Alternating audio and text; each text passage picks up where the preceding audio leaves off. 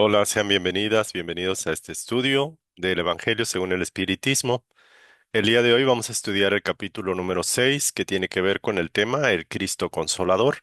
Es un tema súper interesante, súper bonito y los invitamos a estudiar con nosotros. Voy a minimizar mi imagen para que se pueda ver el texto. Muy bien. El Cristo Consolador, el yugo ligero, Consolador prometido, instrucciones de los Espíritus, advenimiento del Espíritu de verdad. El yugo ligero. Venid a mí todos los que estáis afligidos y cargados, y yo os aliviaré.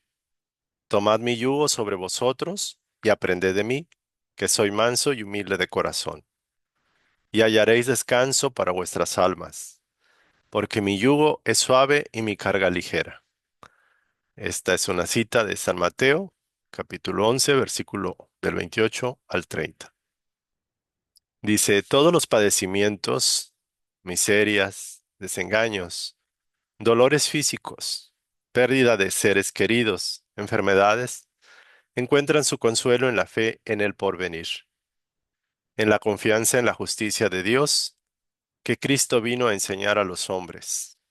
Por el contrario, sobre aquel que nada espera después de esta vida, o que simplemente duda, las aflicciones caen con todo su peso, y ninguna esperanza viene a endulzar su amargura. Eso es lo que hizo decir a Jesús. Venid a mí, todos los que estáis cansados, que yo os aliviaré. Sin embargo, Jesús pone una condición tanto para su asistencia como para la felicidad que promete a los afligidos. Esa condición está en la ley que él enseña. Su yugo es la observancia de esa ley, pero ese yugo es ligero y la ley es suave, puesto que impone como deber el amor y la caridad. Muy bien. Vamos a continuar y hacemos un espacio para hacer algunas breves acotaciones. Consolador prometido. 3. Si me amáis, guardad mis mandamientos. Y yo rogaré a mi Padre, y él os enviará otro consolador, para que permanezca enteramente con vosotros. El Espíritu de verdad, al que el mundo no puede recibir porque no lo ve ni lo conoce. Pero vosotros lo conoceréis porque morará con vosotros y estará en vosotros. Pero el Consolador, que es el Santo Espíritu, que mi Padre enviará en mi nombre, os enseñará todas las cosas y os hará recordar todo lo que yo os he dicho. San Juan capítulo 14, versículos del 15 al 17 y el 26. 4. Jesús promete otro Consolador, el Espíritu de verdad, al que el mundo no conoce aún, porque no tiene la suficiente madurez para comprenderlo. El Consolador al que el Padre enviará para enseñar todas las cosas y para recordar lo que Cristo ha dicho. Por consiguiente, si el Espíritu de verdad debía venir más tarde a enseñar todas las cosas, es porque Cristo no lo dijo todo. Y si viene a recordar lo que Cristo dijo, es porque su enseñanza ha sido olvidada o mal comprendida. El Espiritismo viene en el tiempo señalado a cumplir la promesa de Cristo. El Espíritu de verdad preside su establecimiento. Convoca a los hombres a la observancia de la ley. Enseña todas las cosas, haciendo comprender lo que Cristo solo dijo mediante parábolas. Cristo dijo, que oigan los que tienen oídos para oír. El Espiritismo viene a abrir los ojos y los oídos porque habla sin figuras ni alegorías. Levanta el velo que intencionalmente había sido lanzado sobre ciertos misterios. Viene, en definitiva, a traer un consuelo supremo a los desheredados de la tierra y a los que sufren, atribuyendo una causa justa y un objetivo útil a todos los dolores. Importante, atribuyendo una causa justa y un objetivo útil a todos los dolores. Cristo dijo, bienaventurados los afligidos porque serán consolados. Pero, ¿Cómo puede alguien sentirse feliz de sufrir si no sabe por qué sufre? El espiritismo enseña que la causa de los padecimientos se encuentra en las existencias anteriores y en el destino de la tierra, donde el hombre expía su pasado.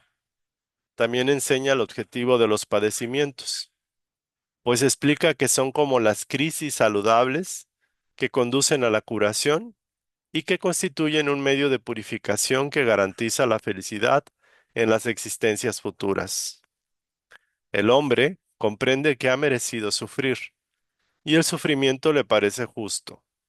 Sabe que ese sufrimiento contribuye a su adelanto y lo acepta sin quejarse, así como el obrero acepta el trabajo que habrá de asegurar su salario. El espiritismo le infunde una fe inquebrantable en el porvenir, y la duda punzante ya no invade su alma. Como el espiritismo le hace ver las cosas desde lo alto, la importancia de las vicisitudes terrenales se pierde en el vasto y espléndido horizonte que le devela, y la perspectiva de la felicidad que lo espera le confiere la paciencia, la resignación y el valor necesarios para avanzar hasta el final del camino. De este modo, el espiritismo realiza lo que Jesús dijo acerca del Consolador prometido, el conocimiento de las cosas, que hace que el hombre sepa de dónde viene y hacia dónde va y por qué está en la tierra. Una convocatoria a los verdaderos principios de la ley de Dios y el consuelo mediante la fe y la esperanza. Vamos a hacer un espacio aquí antes de darle pausa a darle parte a esta instrucción de los espíritus, que es la última parte de la instrucción. Vamos a hacer una pequeña revisión, agradeciendo a todos los que están aquí a distancia, a través de internet, se nos están contactando y nos permiten compartir esta información. Sean bienvenidas y bienvenidos todos nuevamente. Vamos a hacer una pequeña explicación y si tienen alguna duda, algún comentario, alguna pregunta, bien lo agradeceremos que nos lo hagan llegar para poder contestarlo. Gracias. El concepto del Cristo Consolador es un concepto interesante. De ahí también puede derivarse mucho la idea del Dios Padre, Dios Hijo y Dios Espíritu Santo. Eh, Como tal, propiamente podemos decir que es una faceta, de alguna forma, el Espíritu de Dios o una manifestación de Dios que se revela al hombre como una continuidad del mensaje traído por el Maestro. En las enseñanzas, por ejemplo, de Ramatí se habla del Cristo planetario, que es una especie de espíritu divino que impulsa la evolución de las especies, pero particularmente el despertar de la conciencia humana, y se habla de ese espíritu planetario. También se habla de que el Maestro Jesús viene a ser como el canal que pudo transmitir, que pudo encarnar a ese Cristo planetario. Entonces el Maestro Jesús vino a ser como la viva imagen del Cristo planetario. Entonces no nos vamos a meter digamos, en conflicto en respecto a si eso no es. Lo que sí vamos a entender es que el Cristo Consolador de alguna forma es una faceta de la divinidad que se puede manejar como el Santo Espíritu, el Espíritu Santo, o la divina inteligencia, el divino amor, por ejemplo. Entonces, aquí nos dice, y es un texto bien bonito, venid a mí todos los que estáis afligidos y cargados, y yo os aliviaré. Tomad mi yugo sobre vosotros y aprended de mí que soy manso y humilde de corazón, y hallaréis descanso para vuestras almas, porque mi yugo es suave y mi carga ligera. Entonces nos dice que todos los padecimientos, las miserias, desengaños, traiciones, dolores físicos, enfermedades, desavenencias, maltratos que podamos vivir en la vida por los demás, las pérdidas de los seres queridos, todos los infortunios que podamos padecer, encuentran su consuelo en la fe en el porvenir. Es decir, no hay mal que dure 100 años y todo mal después de un mal bien llevado, de una experiencia que no buscamos conscientemente, pero que se nos presenta, por ejemplo, sabemos que por algún mal siempre hay un bien. Después de una onda hacia abajo viene una subida hacia arriba, válgase. Entonces, eso nos inspira a que nuestro mal, nuestro padecimiento, por muy difícil, doloroso y lamentable que sea, va a dejar de ser en algún momento. Y debemos de mantener esa confianza y esa fe en el porvenir. Recordar que por ley de causa y efecto, todo mal ha sido creado por nosotros mismos, procedentes de vidas anteriores. Y que ciertamente el ejemplo vivo del Maestro del Cristo nos enseñó propiamente a mantener la paciencia y la fe en el bien, en el futuro, en el mañana. Entonces, ciertamente el Maestro no tuvo necesidad de vivir la ley de causa y efecto, pero se hizo solidario con nosotros para que podamos seguir sus pasos, tomar su yugo, que es suave, y su carga ligera. Entonces es interesante cómo nos recuerda que esa fe en el mismo Jesús, pero también la fe en que la ley está operando y que tarde o temprano va a va a cesar en su funcionamiento cuando hayamos aprendido a transmutar, a liberar, a compensar esas energías que mal calificamos en el pasado y que ahora llegan. Entonces, curiosamente, muchas de las personas, aún los no cristianos, que tienen la confianza en que no hay mal que por bien no venga y que todo mal va a dar espacio para un bien mayor, les permite vivir con cierta confianza, con fe en el porvenir. Pero ¿qué pasa con una entidad, una persona que no espera nada de esta vida, o que simplemente duda, o que no tiene ningún sentido, no encuentra ningún propósito y se abandona, se suelta, se deja al fatalismo, al dolor, al sufrimiento, a la contrariedad de no encontrar salida y duda? Entonces, ciertamente esa persona no tiene un elemento que le ayude a sobrevivir, a hacer más ligero ese yugo. Entonces las aflicciones le caen con todo el rigor, con todo su peso. ¿Y qué esperanza puede tener si su amargura la mantiene? No hay nada que lo endulce su vida, amortigue y le dé como esa esperanza, esa confianza. Por eso el maestro decía, venid a mí todos los que estáis cargados, que yo os aliviaré. Entonces el maestro Jesús pone esa condición. ¿Qué es ese yugo? El yugo es el cumplimiento, la observancia de esa ley, es tener esa fe, tener esa convicción de que eso es así. El yugo es ligero y la ley es suave, puesto que impone como deber principal, fundamental, el amor y la caridad. No importando cómo estén las condiciones, debemos mantener esa gratitud, ese amor y ese sentido de caridad para con los demás, empezando para con uno mismo. Entonces, es interesante recordar que cada quien está cargando su yugo, cada quien tiene su propia carga, su propio peso. Algunos padecen más que otros y en la tierra no hay nadie que no padezca. Entonces, creo que la fórmula fundamental para mantener en lo posible esa esperanza, esa confianza, esa paz, es precisamente la fe en el porvenir, la fe en que tarde o temprano esa gasolina que ha incendiado el dolor, el sufrimiento de nosotros, se va a acabar. Se va a acabar una vez que ya se haya agotado el combustible, el fuego va a apagarse por sí solo. Y este fuego se va a apagar precisamente y se acelera si inyectamos a nuestra vida amor, caridad, alegría, confianza, gratitud al Padre, tener fe absoluta en el Padre, fe incondicional. Ese sería el objetivo de nuestras experiencias difíciles. Ese consolador prometido dice, si me amáis, guardad mis mandamientos. Y yo rogaré a mi Padre, y Él os enviará otro consolador para que permanezca eternamente con vosotros. Ese consolador es el Espíritu de verdad, al que el mundo no puede recibir porque no lo ve ni lo conoce, pero vosotros sí, porque morará con nosotros y estará entre vosotros.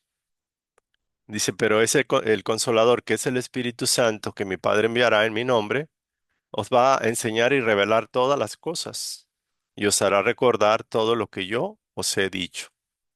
Entonces, pasaron más o menos 2000 años y curiosamente parece ser que pues se nos ha olvidado el mensaje tan sutil, tan sublime del Maestro. Se nos ha enseñado que ante todo la fe en el Padre, en un Padre hecho de amor, de puro amor, y que no tiene otra actitud para nosotros más que amor, compasión, bondad. Entonces es interesante recordar eso. El Espíritu de verdad dice que todavía muchos no conocen, porque no tienen la comprensión, la madurez suficiente, no tienen la fe ni tienen la comprensión necesaria para aceptarlo. Entonces, ese consolador, ese espíritu de verdad, también curiosamente en el espiritismo se manifiesta, se manifestó. Parece ser que es el mismo pensamiento, el mismo espíritu de Jesús. Sin embargo, se hizo presente como el espíritu de verdad en algunas lecturas que él emitió estando Allan Kardec en el proceso de codificar la doctrina. Muy interesante. Ahora bien, ¿por qué debía venir el Espíritu de verdad? ¿O el Espíritu Santo? ¿O el Espíritu de Dios? ¿O el mensajero del Padre? A recordarnos lo que el Maestro nos enseñó y a quedarse con nosotros, a revelarnos más información, más conocimiento. Debía venir primero porque Cristo no lo dijo todo. Recuerden ustedes que el maestro siempre hablaba en parábolas. Entonces, en esa época éramos muy inocentes, muy inmaduros todavía para entender verdades más altas.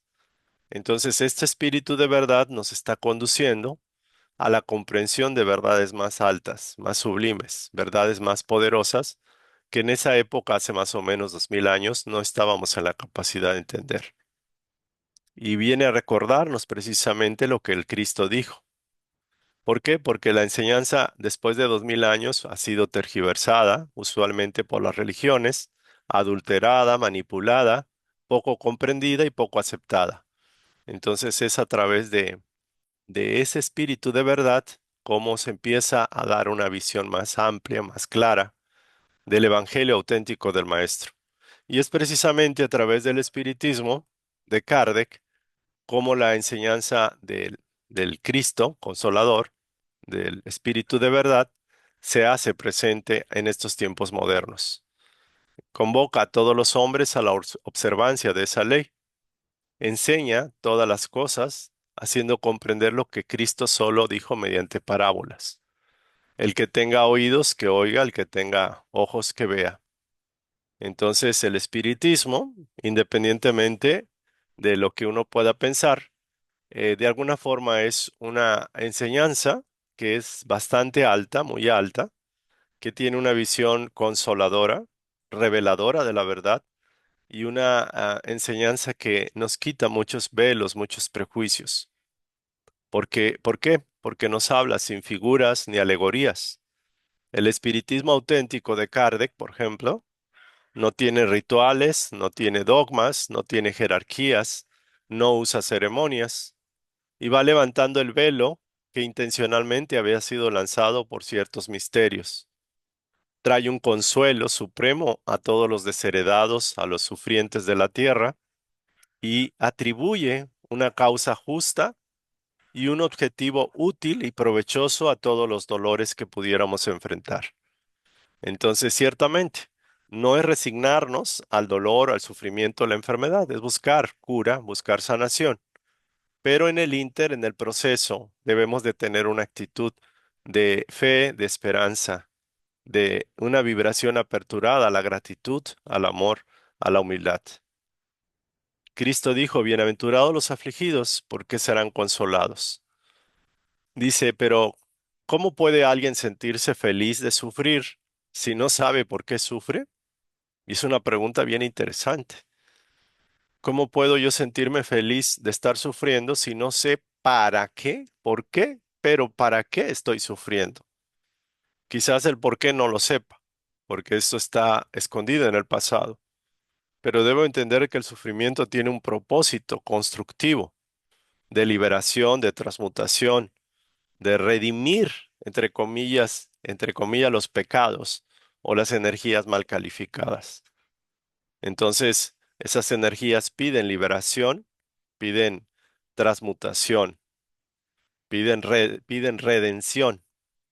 Entonces, ciertamente, cuando entendemos que tiene un propósito constructivo, el sufrimiento, tenemos un poquito más esperanza y confianza en el porvenir. Ujú. Dice también enseña el objetivo de los padecimientos, pues explica que son como las crisis saludables que conducen a la curación y que constituyen un medio de purificación que garantiza la felicidad en las existencias futuras. Esto me viene al caso de una persona que está en un tratamiento médico, donde aparentemente le dan medicamentos, le hacen operaciones y sufre el cuerpo y sufre el estrés el paciente.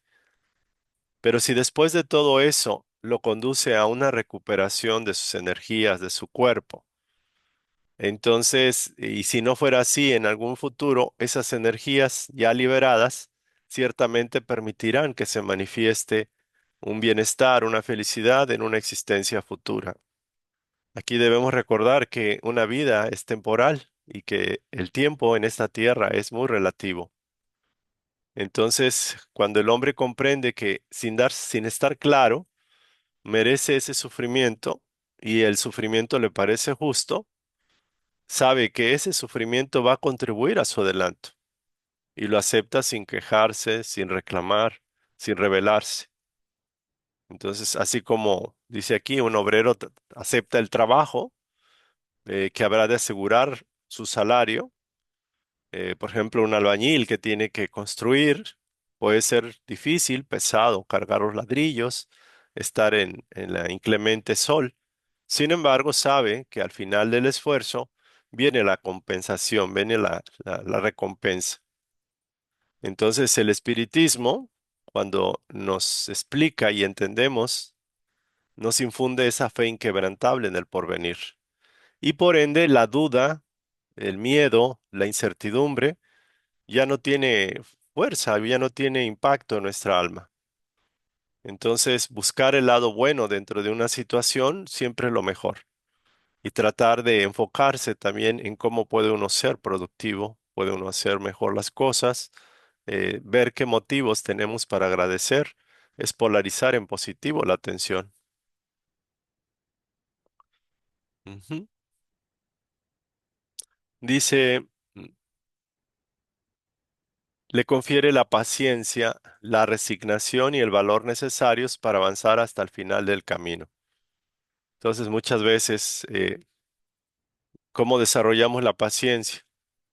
La virtud de la resignación, el valor, por ejemplo, es pasando una experiencia que no necesariamente es agradable, pero hay que pasarla, hay que vivir, hay que continuar, hacer su mayor esfuerzo. Entonces dice aquí, ese consolador prometido nos trae el conocimiento de todas las cosas que necesitamos comprender, que nos hacen saber de dónde venimos, hacia dónde vamos y por qué estamos en esta tierra. Interesante el punto. Muy bien, entonces ya aquí estamos prácticamente terminando. Vamos a pasar a este otro punto, que es las instrucciones de los espíritus. Es una instrucción directa de un espíritu guía, donde nos habla sobre el advenimiento del espíritu de verdad. Vamos a pasar a esto. 5.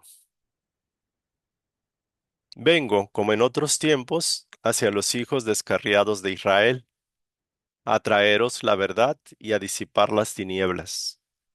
Escuchadme, el espiritismo, como en el pasado lo hizo mi palabra, debe recordar a los incrédulos que por encima de ellos reina la inmutable verdad, el Dios bondadoso, el Dios poderoso que hace que germinen las plantas y se eleven las olas. Yo revelé la doctrina divina. Como el segador, até en haces el bien esparcido en la humanidad y dije, Venid a mí todos los que sufrís. Pero los hombres ingratos se desviaron del camino recto y amplio que conduce al reino de mi Padre, y se han extraviado en los ásperos senderos de la impiedad. Mi Padre no quiere aniquilar a la raza humana, quiere que ayudándoos unos a otros, muertos y vivos, es decir, muertos según la carne, porque la muerte no existe, os socorráis mutuamente, y que no se haga oír, que no se haga oír la voz de los profetas o la de los apóstoles, sino la de aquellos que ya no viven en la tierra, exclamando, orad y creed, porque la muerte es la resurrección y la vida es la prueba elegida, durante la cual las virtudes que hayáis cultivado habrán de crecer y desarrollarse como el cedro. Hombres débiles que comprendéis las tinieblas de vuestra inteligencia, no rechacéis la antorcha que la clemencia divina deposita en vuestras manos, para iluminar vuestro camino y conduciros como niños perdidos al regazo de vuestro Padre. Estoy embargado de compasión por vuestras miserias, por vuestra inmensa debilidad, para no tender una mano caritativa a los infelices extraviados que, aunque miren al cielo, caen en el abismo del error. Creed, amad, meditad acerca de las cosas que se os revelan. No mezcléis la cizaña con las buenas simientes, ni las utopías con las verdades. Espíritas, amaos, esta es la primera enseñanza. Instruíos, esta es la segunda. Todas las verdades se encuentran en el cristianismo. Los errores que se han arraigado en él son de origen humano. Y aquí que desde más allá de la tumba, a la que considerabais la nada, brotan voces que os advierten. Hermanos, nada perece. Jesucristo es el vencedor del mal. Sed vosotros los vencedores de la impiedad. El Espíritu de Verdad, París, 1860. Vengo a enseñar y a consolar a los pobres desheredados. Vengo a decirles que eleven su resignación al nivel de sus pruebas, que lloren, pues el dolor fue consagrado en el huerto de los olivos. Pero también vengo a decirles que aguarden, porque los ángeles consoladores vendrán a enjugar sus lágrimas.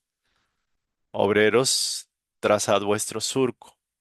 Comenzad otra vez al día siguiente la ruda jornada de la víspera. El trabajo de vuestras manos proporciona el pan terrenal a vuestros cuerpos, pero vuestras almas no han sido olvidadas. Yo, el divino jardinero, las cultivo en el silencio de vuestros pensamientos.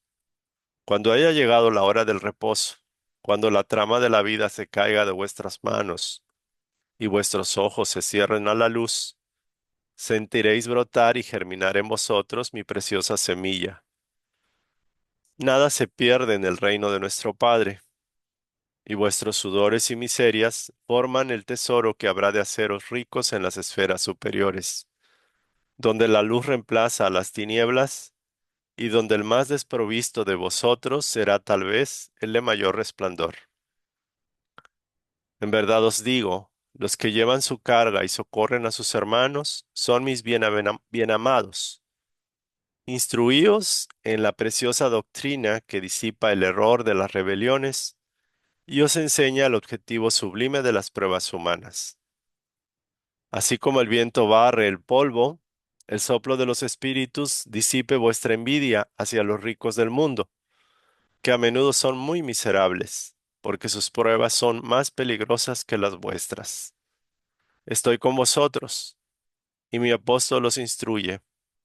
Bebed en el manantial vivo del amor, y preparaos, cautivos de la vida, a lanzaros un día libres y felices, en el seno de aquel que os ha creado débiles para haceros perfectibles, y que desea que que desea que vosotros mismos modeléis vuestra maleable arcilla, a fin de que seáis los artífices de vuestra inmortalidad. El Espíritu de Verdad, París, 1861. Y terminamos con esta parte. 7. Soy el gran médico de las almas y vengo a traeros el remedio que habrá de curarlas. Los débiles, los que sufren y los enfermos son mis hijos predilectos, y vengo a salvarlos. Venid pues a mí todos los que sufrís y estáis cargados, y seréis aliviados y consolados. No busquéis en otra parte la fuerza y el consuelo, porque el mundo es impotente para daros esas cosas. Por medio del Espiritismo, Dios hace un supremo llamamiento a vuestros corazones. Escuchadlo, que la impiedad, la mentira, el error y la incredulidad sean extirpados de vuestras almas doloridas. Son monstruos que absorben vuestra más pura sangre y os abren llagas casi siempre mortales. La impiedad, la mentira, el error, la incredulidad sean extirpados de vuestras almas doloridas y os abren llagas casi siempre mortales. Que en el futuro, humildes y sumisos al Creador, practiquéis su ley divina. Amad y orad. Sed dóciles a los espíritus del Señor. Invocadlo desde el fondo de vuestros corazones. Entonces Él os enviará a su Hijo bien amado para instruiros y deciros estas buenas palabras. Aquí estoy, vengo a vosotros porque me habéis llamado. El Espíritu de verdad, Burdeos 1861. 8. Dios consuela a los humildes y confiere fuerzas a los afligidos que la solicitan. Su poder cubre la tierra. En todas partes, al lado de una lágrima, Él ha colocado un bálsamo de consuelo. El sacrificio y la abnegación constituyen una plegaria continua y encierran una enseñanza profunda. La sabiduría humana reside en esas dos palabras, que todos los espíritus que sufren puedan comprender esa verdad, en vez de clamar contra los dolores y los padecimientos morales que son vuestra herencia en este mundo. Así pues, adoptad por divisa estas dos palabras, sacrificio y abnegación, y seréis fuertes, porque ellas resumen todos los deberes que tanto la caridad como la humildad os imponen. El sentimiento del deber cumplido brindará reposo a vuestro espíritu. Además de resignación, el corazón late mejor, el alma se tranquiliza y el cuerpo ya no desfallece. Pues el cuerpo sufre tanto más cuanto más profundamente herido se halla el espíritu de verdad, el Abre 1863.